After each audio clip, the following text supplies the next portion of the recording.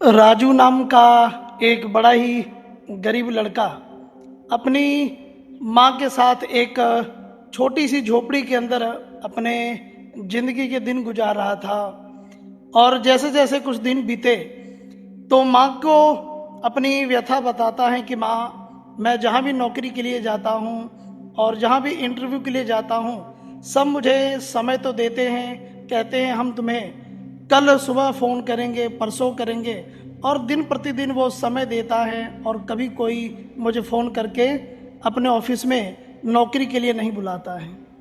और वो बेटा राजू जो है बड़ा हताश और निराश हो जाता है और दुखी होकर के अपनी माँ से कहता है कि माँ, मैं अब इस शहर में नहीं रहना चाहता हूँ और मुझे ऐसा लगता है कि इस शहर में अब मेरे लायक कोई भी नौकरी या कोई भी जगह नहीं बची हुई है।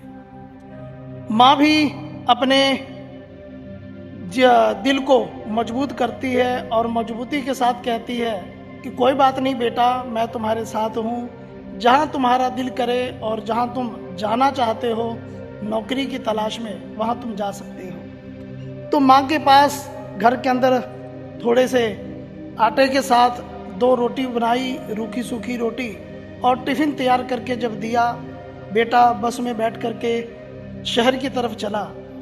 अब उस बस के अंदर ये देखता है कि बेटा अन्य जितने लोग थे बस के अंदर, कोई समोसे खा रहा था, कोई कचौड़ियाँ खा रहा था। इस प्रकार बाकियों को देख करके जब उसे भी भूख लगी तो अपना टिफ़िन खोलता है और खोल करके क्या देखता है कि 2 सूखी रोटी पड़ी हुई है और वो आसपास फिर नज़रें घुमाता है।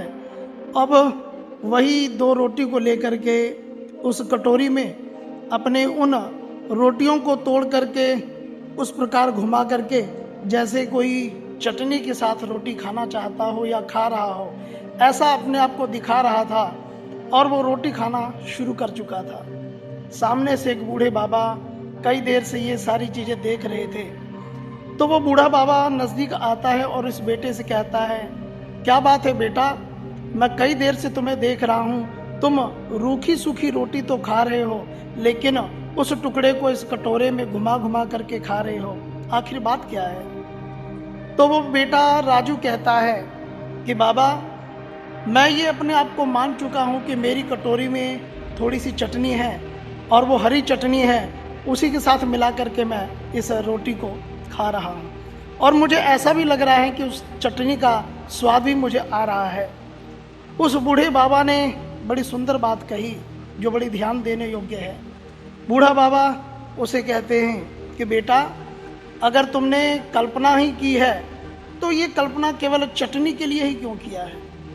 आखिर जब तुम कल्पना ही कर रहे थे तो तुमने पनीर की सब्जी के लिए क्यों नहीं किया, या और कोई हरी सब्जी के लिए तुमने कल्पना क्यों नहीं की? सिर्फ और सिर्फ चटनी के लिए ही क्यों किया?